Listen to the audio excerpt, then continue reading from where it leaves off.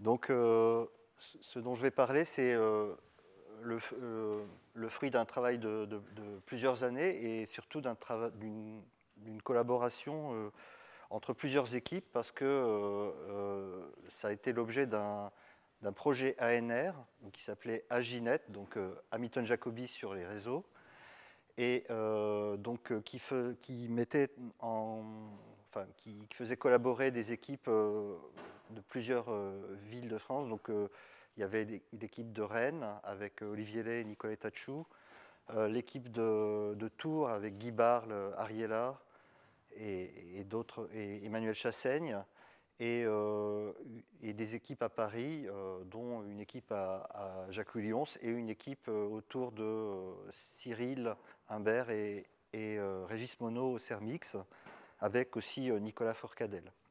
Donc je vais parler de plutôt mes travaux, mais ce sont des résultats qui vraiment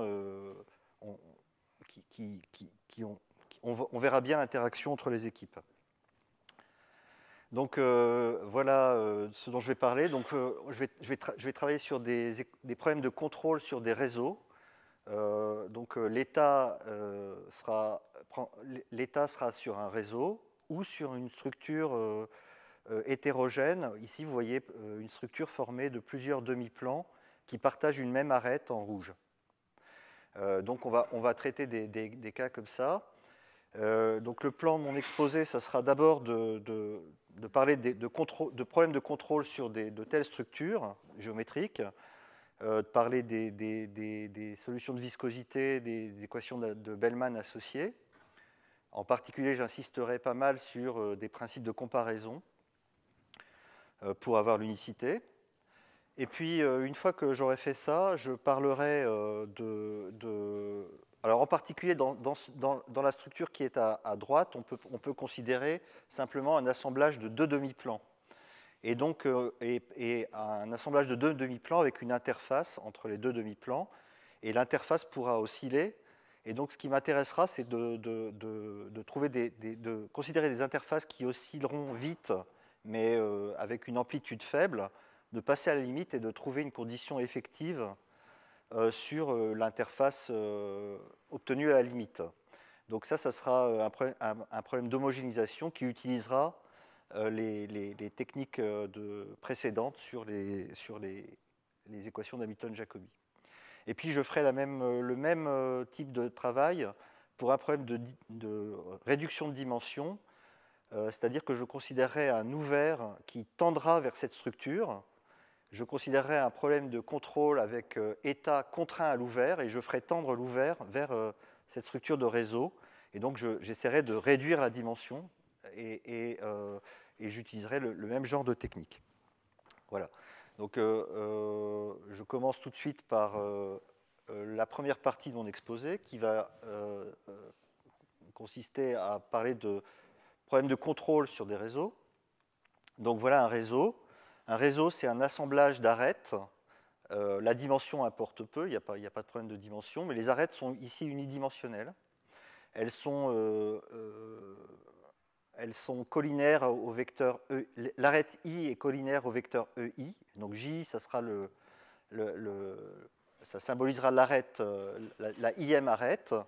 Ces arêtes partagent toutes le même sommet que j'appelle grand O. Donc, alors les arêtes ici, je les prends fermées. Sur les arêtes, donc je vais considérer un problème de contrôle optimal sur cette structure géométrique. Donc je vais avoir besoin de fonctions qui donnent la dynamique de l'équation différentielle.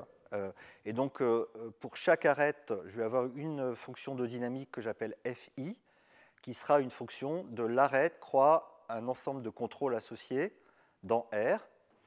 Et puis j'aurai de la même façon un coût instantané associé à chacune des arêtes, qui sera elle aussi une fonction de l'arête croix l'ensemble des contrôles associés dans R.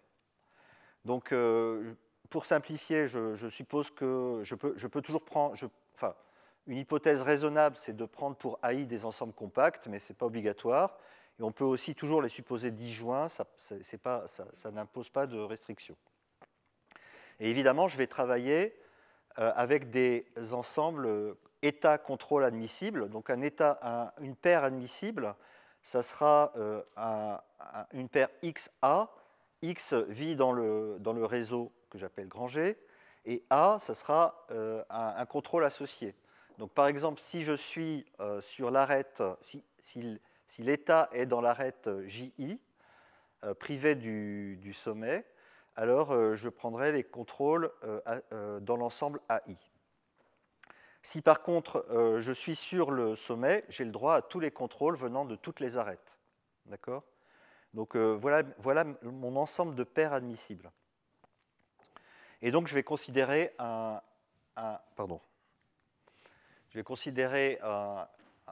problème de contrôle sur des trajectoires. Donc les trajectoires seront solution d'une équation différentielle qui est écrite là. Avant ça, je dois définir une fonction générale de dynamique sur le réseau. Donc f de x et de a, ça sera fi de x et de a ei, soit dans deux cas, si x appartient à l'arête JI privée du sommet, ou alors x peut être sur le sommet et je prends a dans AI. Donc de la même façon, je définis les coûts instantanés et je vais considérer un ensemble de trajectoires contrôlées que j'appelle yx alpha. Donc ce qui est important, c'est que les yx alpha, pour presque tout temps, appartiennent à l'ensemble que j'ai défini des paires des paires admissibles que j'ai définies précédemment. Et mes états doivent rester dans le réseau. Donc j'ai un problème avec contrainte d'état, un peu, on peut dire ça, disons. Et puis j'ai la dynamique qui est là. Donc j'ai mon équation différentielle contrôlée par le contrôle alpha. Et donc je vais considérer un problème de contrôle optimal à horizon infini, qui est donné par... donc je cherche l'inf sur toutes les trajectoires contrôlées de cette fonctionnelle, de cette fonction, et j'appelle V la fonction valeur. Donc voilà le problème de contrôle. Et associé à ce problème de contrôle, je vais pouvoir considérer une équation de Bellman que je vais écrire tout de suite. Donc, non, pas tout de suite. Donc, juste avant, je donne mes hypothèses. Donc, les hypothèses sur les dynamiques et sur les coûts instantanés sont standards. Je peux toujours prendre cet ensemble-là convexe, quitte à relaxer le problème. La seule hypothèse qui n'est pas complètement standard, c'est que je vais demander de la forte contrôlabilité au voisinage du sommet haut. Alors, une chose que je n'ai pas dite, c'est que je considère des problèmes avec un seul sommet, mais en fait, je pourrais considérer un nombre arbitraire de sommets, un nombre fini de sommets. Comme tout est local, je traite simplement le cas d'une jonction, c'est-à-dire un cas avec un seul sommet. Donc là, ce que je demande, c'est de la contrôlabilité, c'est-à-dire qu'autour du sommet, je peux aller dans les deux sens sur l'arête I. Et j'ai cette condition-là. Donc la difficulté du problème tient au fait que les contrôles, les dynamiques et les coûts changent quand on passe d'une arête à l'autre. Donc on a des discontinuités intrinsèques au problème. Et donc il va falloir trouver une équation de Bellman, la formuler correctement, et pour cette équation, dériver des principes de comparaison et de stabilité. Je vais surtout parler de comparaison, je ne vais pas parler de stabilité aujourd'hui. Mais les résultats existent. Alors, l'équation de Bellman, je l'écris tout de suite. Pour écrire cette équation, on a besoin des Hamiltoniens. Alors, à chaque arête, on peut associer de manière classique un Hamiltonien, qui est donné par cette formule-là. Donc, rien à dire là-dessus, c'est complètement standard. Et par contre, il va falloir trouver une condition à la jonction.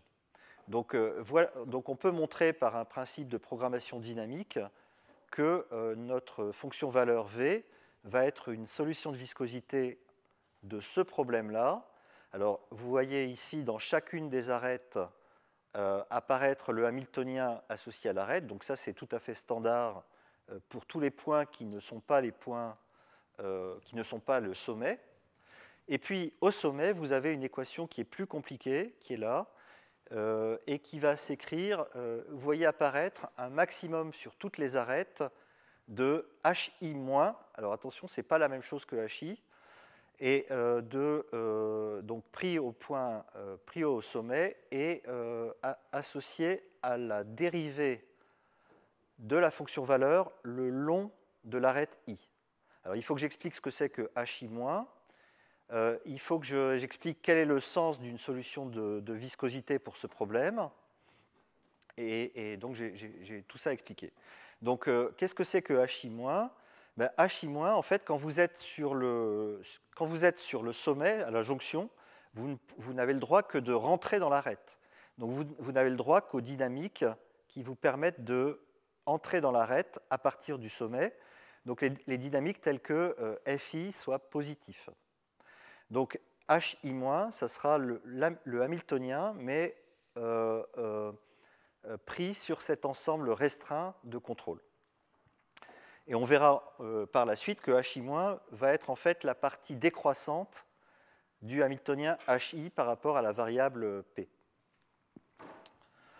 Alors, donc ça c'est une chose. Donc là, comme ça, on a l'expression de l'équation. Alors une remarque importante, c'est qu'on peut toujours ajouter en plus un coût additionnel qui serait un coût pour rester sur la jonction. Donc je l'appelle -E ici. Et donc si je rajoute ce coût, vous voyez que le hamiltonien va être modifié à la jonction et je vais avoir apparaître ici le max entre E et ce que j'avais avant. Donc ça peut s'interpréter en termes de...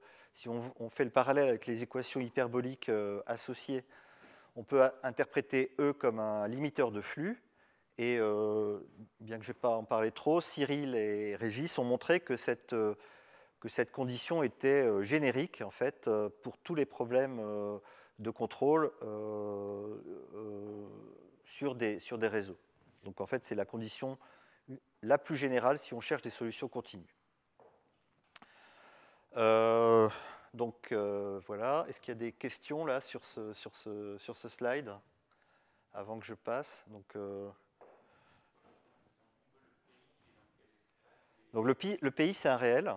Donc en fait, tu as au sommet haut, tu as n pentes.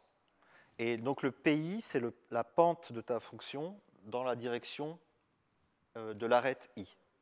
Voilà. Le E, non, il n'y a pas forcément un signe, mais je vais commenter là-dessus après. Ah non, c'est pas équivalent. Non. Enfin, c'est équivalent seulement si E est plus petit que ça. Dans ce cas-là, tu ne le vois pas. Donc c'est ce que je voulais dire après. Donc justement sur HI-, je vais faire un commentaire tout de suite. En fait, on peut démontrer que HI-, c'est la partie décroissante du hamiltonien HI. Donc si vous voyez ici, j'ai fait un exemple avec deux arêtes.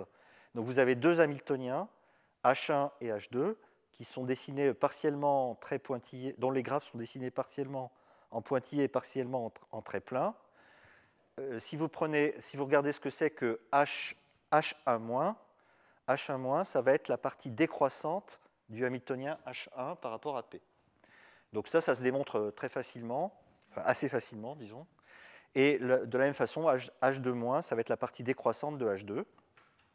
Et une chose qui va être importante dans la suite, c'est ce que j'appelle le hamiltonien tangentiel au vertex, au sommet O, qui va être en fait donc vous prenez tous les minimums de tous les hamiltoniens. Donc là, il y en a deux. Donc il y a deux valeurs minimales, celle-là et celle-là. Vous prenez le max de ces deux valeurs, ça vous donne ce que j'appelle le hamiltonien tangentiel au sommet, et qui peut être interprété comme le coût pour rester au sommet. Donc ça aura donc en fait c'est le min sur tous les coûts instantanés au sommet pris sur les trajectoires qui stationnent au sommet. Donc ça aura un rôle important par la suite. Alors vous voyez que si le limiteur de flux E est au-dessus de cette valeur, ben, on va le voir. S'il est en dessous, on ne le verra pas, parce que on prendra toujours HO plutôt que E. D'accord ? Donc, le limiteur n'intervient que si il est supérieur à cette valeur-là. Donc, gardez en tête que Hi- c'est la partie décroissante du hamiltonien, et puis cette définition de HO. Alors, il faut que je donne un sens aux solutions de l'équation que j'ai posée précédemment. Et pour ça, je vais avoir besoin d'un formalisme équation de viscosité. Et donc, la première chose dont j'ai besoin, c'est de fonctions test, classiquement. Et donc, les fonctions test que je vais prendre, elles vont être continues sur tout le réseau, et elles vont être C1 sur chacune des arêtes du réseau. Donc, la restriction de phi à chacune des arêtes va être une fonction C1. Donc, je vais appeler R de G l'ensemble des fonctions test, et je peux, grâce à cette définition des fonctions test, définir les solutions de viscosité de mon problème. Donc on dira qu'une fonction semi-continue supérieurement est une sous-solution du problème si quand on la touche par au-dessus par une fonction test en un point X du réseau, alors on va avoir les inégalités de viscosité avec des inférieurs ici. Et puis la définition symétrique pour des sursolutions. Et donc une solution de viscosité de mon problème, ça sera à la fois une sous-solution et une sursolution. Voilà. Est-ce qu'il y a des questions là-dessus? Donc, alors, là, je vais montrer que... Alors, ça, c'est un résultat de Cyril et de Régis. Je vais montrer en fait qu'on peut tester, on peut utiliser qu'une seule fonction test. Et on n'a pas besoin de tester l'équation par toutes les fonctions test possibles au sommet du vertex. Donc, je vais supposer que mon limiteur de flux E est supérieur à mon hamiltonien tangentiel HO, de manière à ce qu'on le voit dans le problème. Et je vais choisir ma fonction test phi0. Donc phi0, c'est une fonction qui est C1 par morceau et continue. Et je vais la choisir de telle manière que les pentes de ma fonction test au sommet, je vais les choisir de manière particulière, et je vais les choisir de telle façon que les pentes réalisent cette égalité-là, c'est-à-dire que HI de dφ0 sur dxi va coïncider avec HI plus de dφ0 sur dxi. Alors HI plus, c'est la partie croissante du hamiltonien cette fois, et va aussi coïncider avec le limiteur de flux E. Donc sur le dessin, en fait, la pente associée à l'arête 1, ça va être pi1, c'est-à-dire l'antécédent de E par la partie croissante du hamiltonien H1. Et de la même façon, la pente que je vais choisir sur l'arête 2, ça va être toujours l'antécédent de E par la partie croissante du hamiltonien. Alors on peut toujours trouver des antécédents parce qu'on a supposé ça.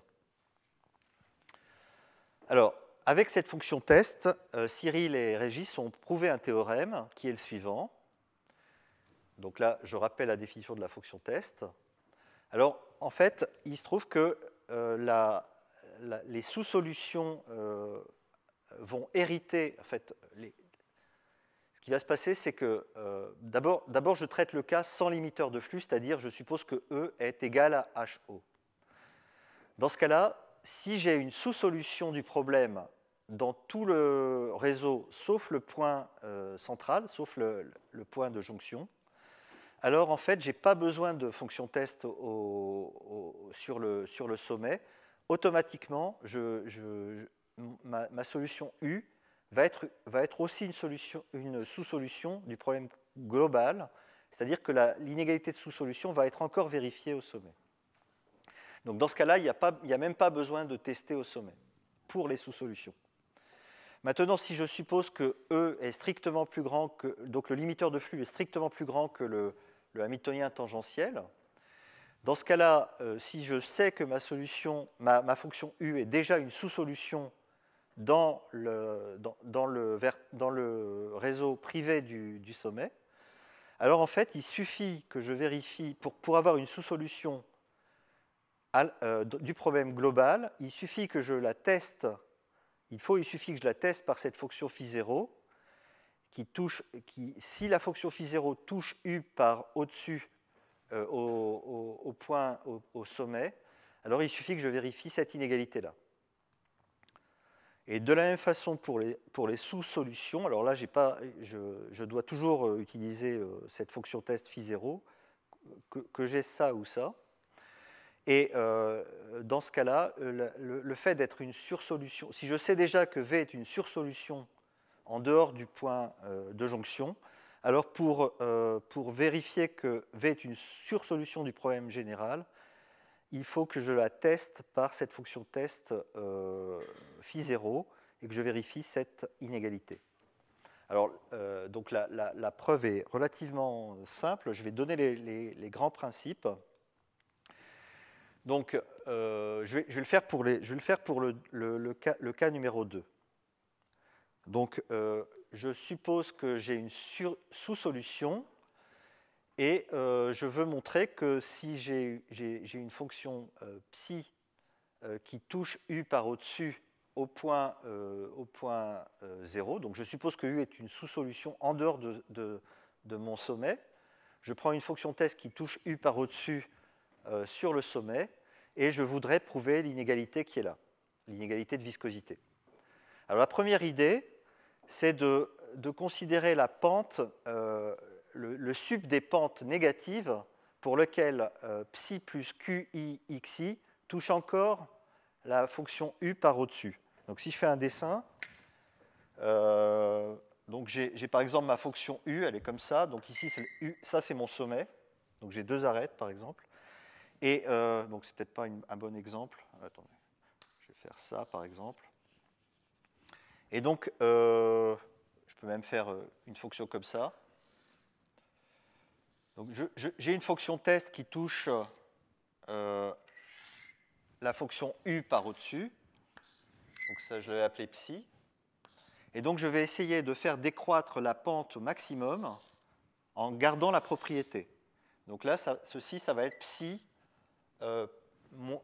plus QI XI. Donc X1, disons, si ça c'est mon arête 1. Donc j'essaye de faire décroître au maximum les pentes pour garder l'approximation par au-dessus. Et alors, vous sentez bien que si on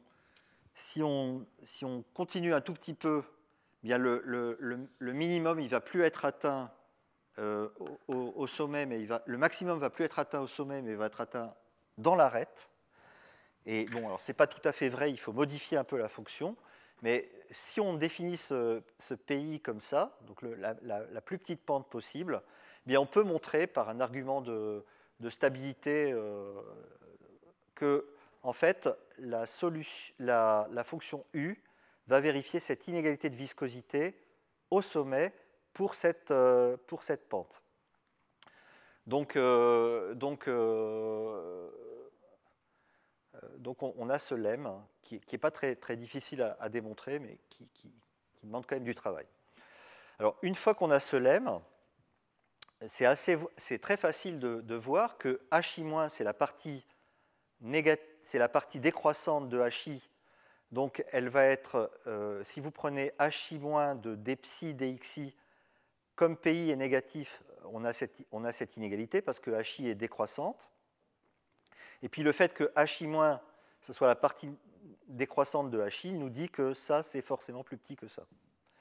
Et donc, on a automatiquement, sans coup férir, que pour psi, on va avoir une partie de l'inégalité qui est là. On va avoir que lambda u plus le maximum des Hi- en 0 de dψ sur dxi est négatif.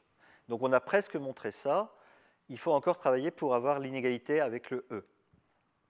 Alors pour avoir l'inégalité avec le E, on le fait par l'absurde. On suppose par contradiction qu'on a une inégalité stricte, la mauvaise inégalité stricte.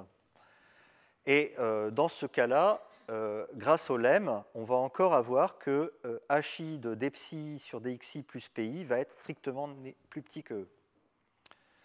Alors, une fois qu'on a ça, on se rappelle la définition de phi0. Donc on sait qu'on a cette identité pour phi0. Et donc ça nous montre automatiquement que dφ0 sur dxi est plus grand que dψ0 sur dxi plus pi. Et donc ça montre en fait que phi0 va être une bonne pente, c'est-à-dire que phi0 va toucher U par au-dessus en 0. Et comme phi0 touche U par au-dessus en 0, d'après l'hypothèse, eh bien, on a cette inégalité-là, et donc une contradiction. Donc voilà qui prouve le théorème. Et donc il suffit de prendre une seule fonction test. Alors ça, je vais m'en servir par la suite, donc c'est pour ça que j'ai insisté là-dessus. Donc maintenant, je vais parler un peu du principe de comparaison, mais je vais peut-être pas avoir le temps de faire tout ce que j'avais prévu. Donc il y a deux stratégies possibles. La première stratégie dont je vais parler surtout, c'est une stratégie de montrer des principes de sous- et suroptimalité. Et donc on va mélanger des arguments de contrôle avec des arguments de DP. Donc cette stratégie est fortement inspirée de travaux de Barle, Briani et Chassaigne, et elle a été mise en œuvre dans ce travail-là pour les réseaux. La deuxième stratégie, c'est d'utiliser une méthode de dédoublement de variables, mais là, il y a des difficultés, comme l'a déjà précisé Pierre-Louis Lyons dans son cours cette année, et je reviendrai un tout petit peu dessus, et je donnerai les solutions apportées par Cyril, enfin, j'évoquerai les solutions apportées par Cyril et Régis. Il y avait eu aussi un travail préalable de Cyril, Régis et Asnazi Dani dans un cas plus particulier. Donc je mets en œuvre ma première stratégie, c'est-à-dire avec des principes de sous- et suroptimalité. Donc pour simplicité seulement, je vais supposer que E est strictement plus petit que H0, donc on ne va plus voir le E dans l'équation. Donc le premier lemme que j'ai, c'est un lemme de régularité des sous-solutions. Et ce lemme dit qu'une sous-solution bornée du problème est Lipschitz dans un voisinage de la jonction. Et ça vient du fait que les Hamiltoniens que j'ai pris autour de la jonction sont coercifs, et ça vient de l'hypothèse de contrôlabilité forte que j'ai prise près de la jonction. Donc ça, j'ai automatiquement la lipschitzialité des sous-solutions près de ma jonction. Une fois que j'ai ça, comme je peux tester ma solution par au-dessus, enfin, comme je peux approcher ma solution par au-dessus par une fonction test, il existe au moins une fonction test qui approche la solution par au-dessus, j'en déduis immédiatement une inégalité qui me dit que ma fonction, ma sous-solution, elle va toujours être plus petite que l'opposé du Hamiltonien tangentiel, qui est le coût minimal pour stationner en 0. Donc ça, c'est automatique une fois qu'on sait qu'on peut approcher U par au-dessus par une fonction test. Donc ça, c'est très simple. La grosse difficulté, c'est de montrer, ça. Enfin, une difficulté, c'est de montrer ça. Après, une fois qu'on a ça, on peut donner un principe de sous-optimalité pour les sous-solutions qui est un peu plus général que le principe de sous-optimalité classique qui était démontré originellement par Barle et Pertam. Donc le principe de sous-optimalité est écrit là. Il vous dit que pour tout x dans un voisinage de l'origine et pour tout contrôle, tel que la trajectoire reste dans l'arête I fermée, dans l'arête I fermée pendant un temps état, alors on va avoir cette inégalité de sous-optimalité. Alors, pour démontrer ça, il faut se servir de ce que j'ai écrit ici. C'est-à-dire qu'on va couper, on va distinguer les temps pour lesquels la trajectoire réside dans l'arête ouverte, et pour ces temps-là, pour ces intervalles de temps-là, disons, on a un principe de sous-optimalité standard, et puis les temps pour lesquels la trajectoire stationne à l'origine, et pour ça, il faudra utiliser cette inégalité-là. Donc en mélangeant les deux, on arrive à montrer ça. Le deuxième ingrédient, c'est un principe de suroptimalité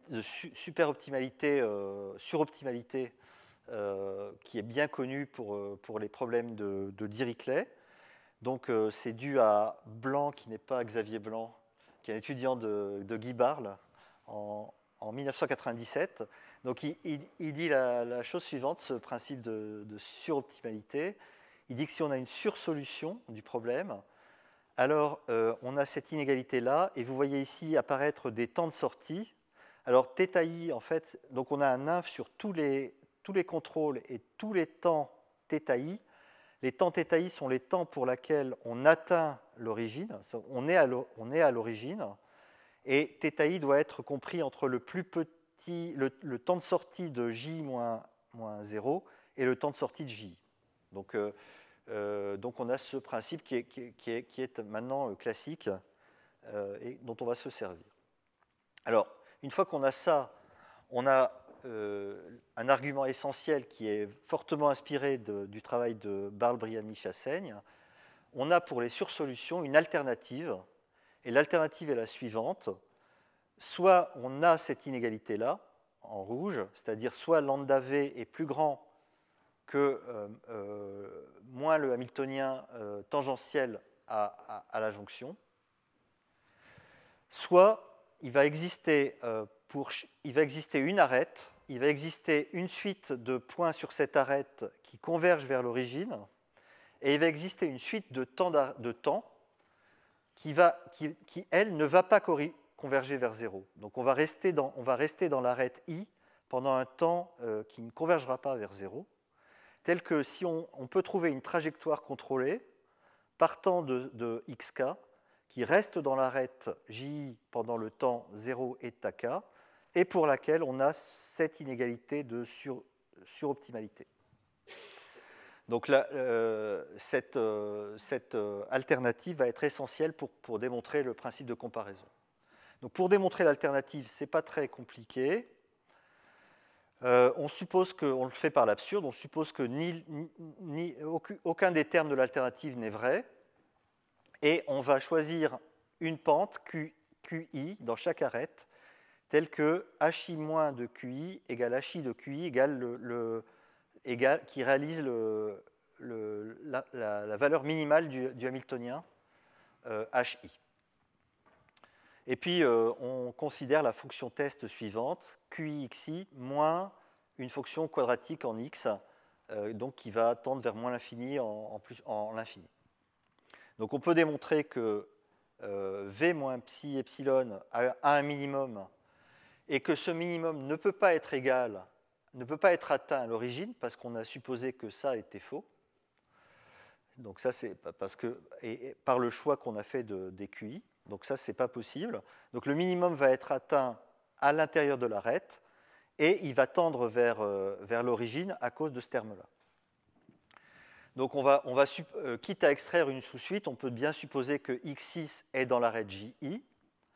Et puis là, on va utiliser le principe de suroptimalité que j'ai évoqué précédemment. Pour une suite de contrôles et de temps, on va pouvoir écrire cette inégalité où θ epsilon, c'est des temps pour lesquels la trajectoire arrive en 0. Mais comme on a supposé que B n'était pas vrai, l'alternative B n'était pas vraie, alors la limite des temps doit être égale à 0. La limite des temps θ epsilon doit être égale à 0. Alors après, il suffit d'écrire l'inégalité il suffit de combiner le fait que, de combiner cette définition-là et cette inégalité-là, de passer à la limite quand epsilon tend vers 0, et on aboutit à cette inégalité-là qui est en contradiction avec l'alternative. Donc on a comme ça prouvé l'alternative.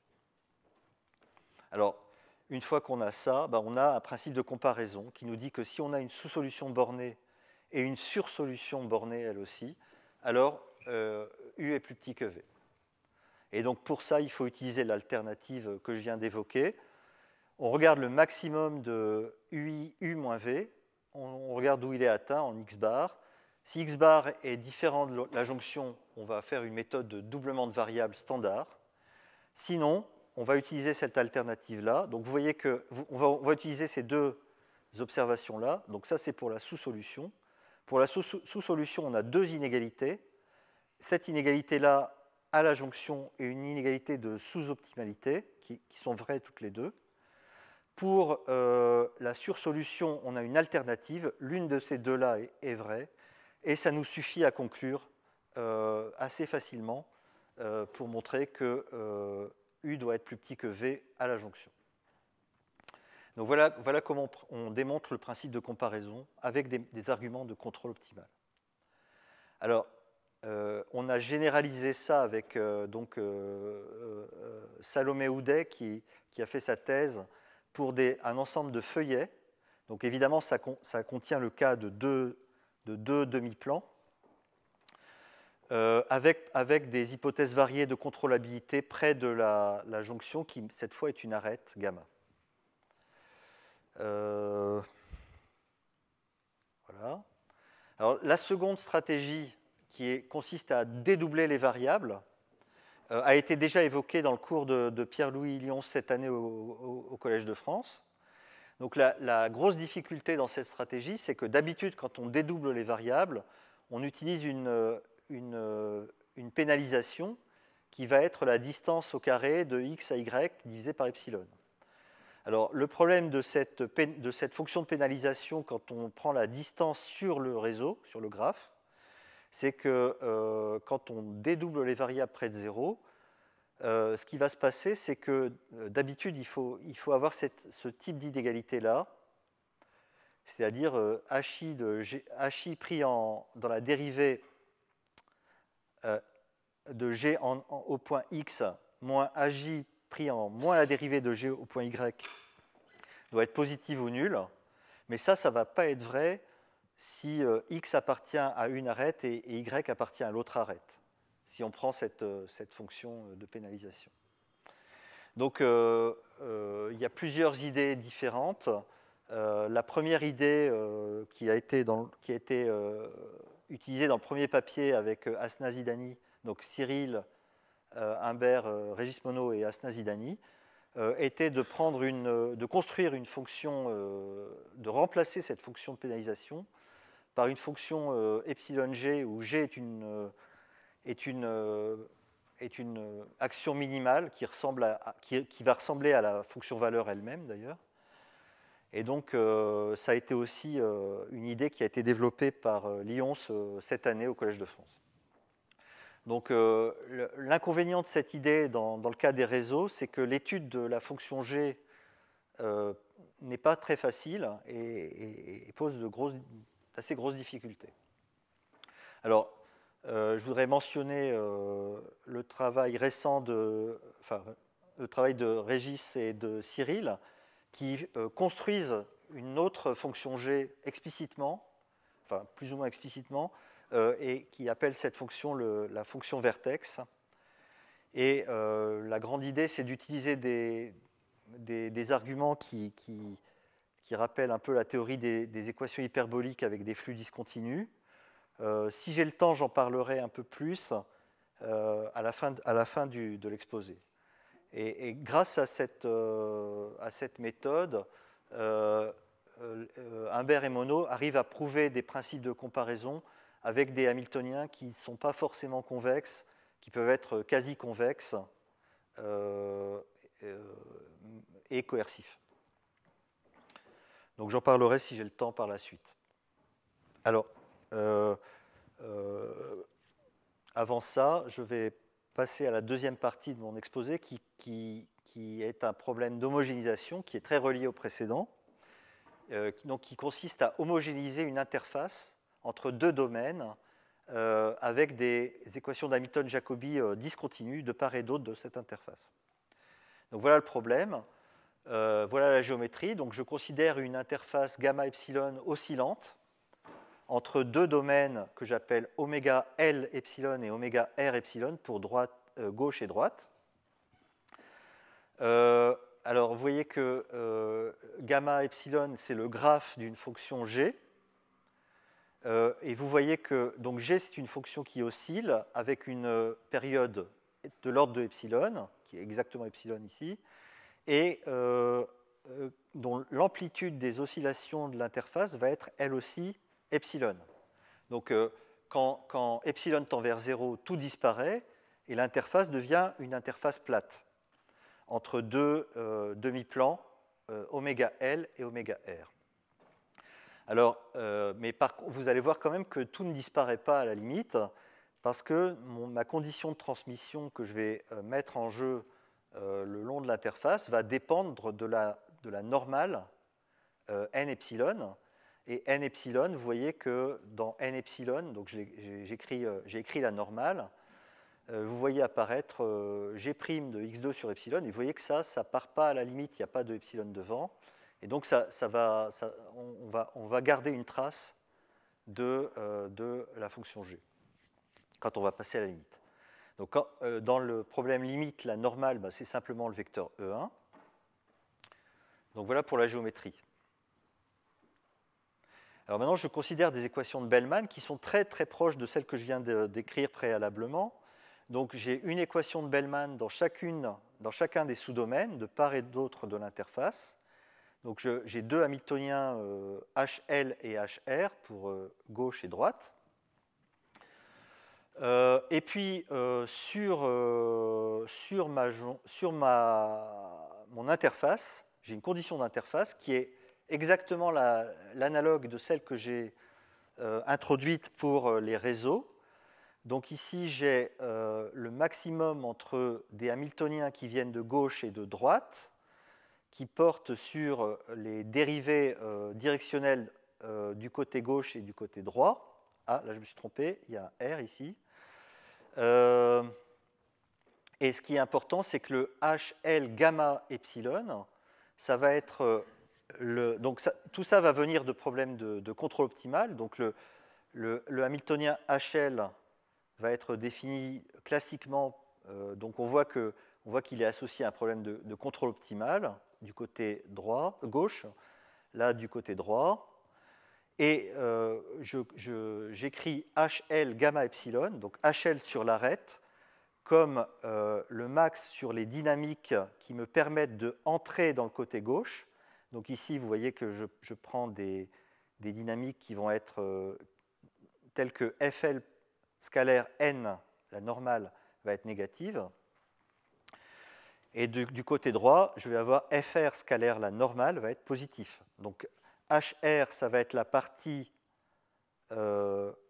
monotone croissante du Hamiltonien. HR gamma epsilon, ça va être la partie croissante du Hamiltonien HR dans la variable P1, c'est-à-dire la variable qui permet la variable. Donc j'ai des variables P1, P2, et donc HR, ça va être la partie croissante du Hamiltonien dans la variable P1.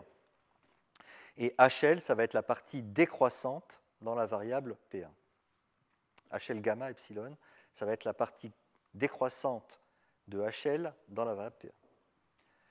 Donc voilà mon problème mon équation de Bellman. Je sais que j'ai une solution d'après le travail précédent, une solution unique, et je veux passer à la limite quand epsilon tend vers 0. Alors je fais des hypothèses qui sont à peu près les mêmes que précédemment. Donc mon problème vient d'un problème de contrôle optimal. Je suppose que les ensembles de contrôle sont des ensembles compacts. Ça, ce n'est pas très important. Des hypothèses classiques pour que le problème soit bien posé. Et puis, je suppose une contrôlabilité forte près de l'interface. Alors la question c'est quel est le comportement asymptotique de la solution de ma fonction valeur ou de la solution de l'équation d'Hamilton-Jacobi, et est-ce qu'on peut trouver un problème effectif sur la nouvelle interface, l'interface limite qui va être l'interface plate. Alors, le résultat principal, c'est le suivant. On a une convergence de U epsilon vers une fonction U qui va être la solution de viscosité d'un problème posé dans le plan avec donc d'un problème de transmission de part et d'autre d'une interface gamma qui va être l'interface plate. Les Hamiltoniens limites n'ont pas changé, en fait. Vous voyez que du côté droit et du côté gauche et du côté droit, rien ne change, c'est les mêmes équations, c'est normal parce que l'interface disparaît, les oscillations de l'interface disparaissent. Par contre, sur l'interface limite, on va obtenir une équation qui va être transformée, et on va obtenir, donc vous voyez ici apparaître les mêmes... en rouge, vous voyez apparaître les parties croissantes et décroissantes de HL et HR. Donc ça n'a pas changé par rapport, ça n'a pas changé par rapport à précédemment. Vous pouvez s'y attendre. Par contre, ce qu'on va voir apparaître en plus, en vert, c'est un limiteur de flux effectif que j'appelle E, qui est en fait un Hamiltonien effectif à l'interface que je vais caractériser par la suite. Et ce qui est important, c'est que E garde une mémoire des oscillations de l'interface.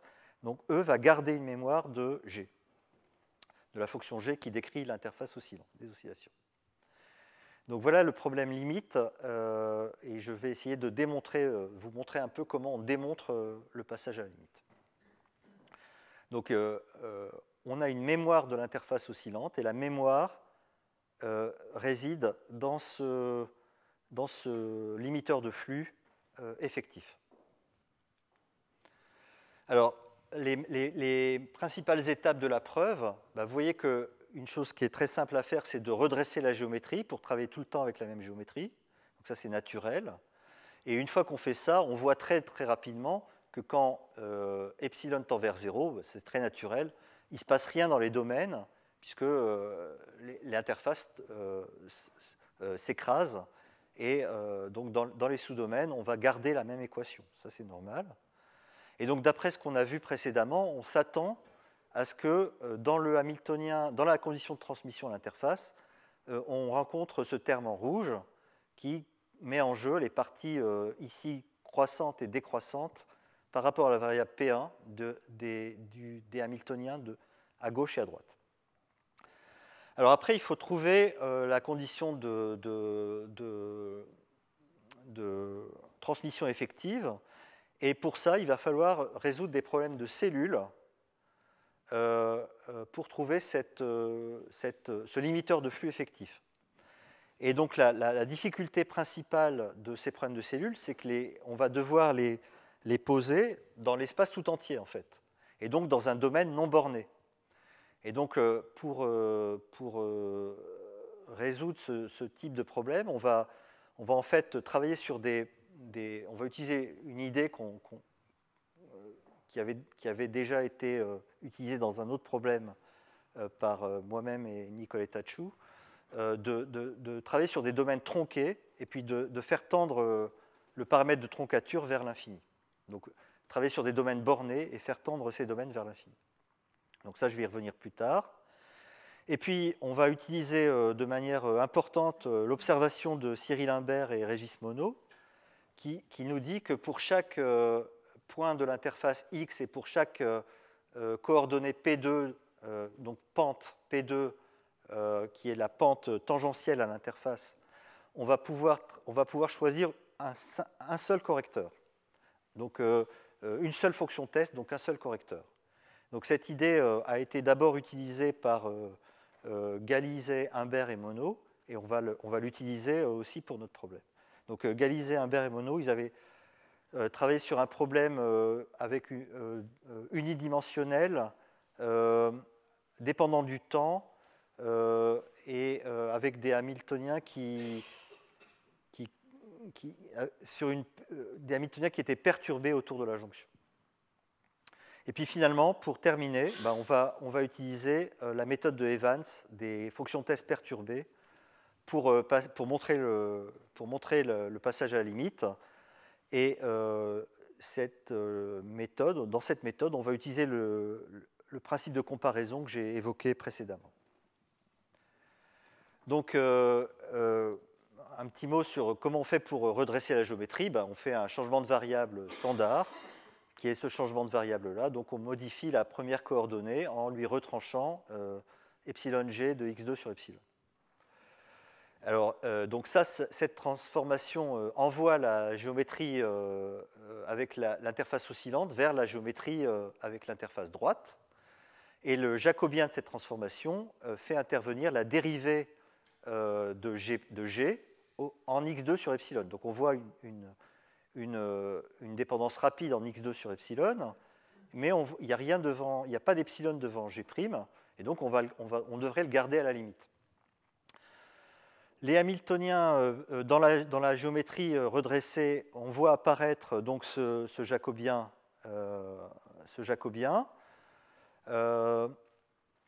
avec une dépendance rapide, et donc on a envie d'introduire une variable rapide y2 qui est z2 sur epsilon. Donc l'hamiltonien dans les variables lentes rapides va être donné par cette formule-là, où vous voyez ici apparaître la variable rapide, et la variable rapide, elle est seulement dans la direction parallèle à l'interface. C'est ça qui est important. Alors, je les appelle H tilde, mais hamiltoniens avec la variable rapide. Alors, les problèmes de cellules que je considère sont des problèmes dans le domaine entier, dans R2 tout entier, et ce sont aussi des problèmes de transmission ergodiques, donc il n'y a pas de paramètre lambda, il n'y a pas de terme lambda U ici. Vous voyez de part et d'autre les Hamiltoniens à droite et à gauche, donc de part et d'autre de l'interface droite. Et le long de l'interface, vous voyez la condition de transmission qui est associée, que j'ai déjà présentée précédemment. Sauf que là, j'ai un Hamiltonien qui dépend d'une variable rapide. Alors, ce qui est important là-dedans, c'est qu'ici, on a une constante, lambda ρ, et le ρ, je n'ai pas précisé ce que c'était, donc je travaille dans une cellule bornée, je tronque ma cellule. Ma cellule, elle est bornée dans la variable x1 et infinie dans la variable x2, mais dans la variable x2, mon problème est périodique. Dans la variable y2, mon problème est périodique. Donc j'ai tronqué artificiellement ma cellule, et j'ai une contrainte d'état, ce que je n'ai pas dit, c'est le terme en violet, j'ai une contrainte d'état sur les frontières artificielles de ma cellule tronquée. Donc voilà mon problème de cellule. C'est un problème avec contrainte d'état dans une cellule tronquée et une condition de transmission à l'interface. Alors on peut montrer que on cherche en fait le paramètre lambda ρ qui va permettre de trouver une solution de ce problème-là. Alors, le théorème nous dit que il existe un unique lambda ρ qui dépend de Z2 et de P2, tel que le problème de cellule tronquée a une solution, que j'appelle chi ρ, et cette solution peut montrer qu'elle est lipschitzienne uniformément par rapport aux paramètres de troncature ρ. Alors ça, on démontre ça par des méthodes, par exemple, des méthodes standards d'homogénéisation qui sont utilisées en homogénéisation des équations d'Hamilton-Jacobi. Donc on utilise un problème, on fait un passage à la limite ergodique, par exemple, pour trouver ça. Et on peut aussi associer à ce problème ergodique un problème de contrôle optimal. Une fois qu'on a fait ça, on se rend compte qu'on a une monotonie de lambda ρ par rapport aux paramètres de troncature. Donc si je prends ρ1 plus petit que ρ2, si je prends un domaine plus grand avec ρ2 que ρ1, Alors, ce qui va se passer, c'est que mes constantes ergodiques, elles vont être rangées dans un certain ordre. Donc, lambda ρ1 va être plus petite que lambda ρ2. Et les deux vont être bornés par une constante uniforme k, qui ne dépend pas de ρ. Donc, ça nous donne vraiment envie de passer à la limite quand ρ tend vers l'infini. Et c'est ce qu'on fait.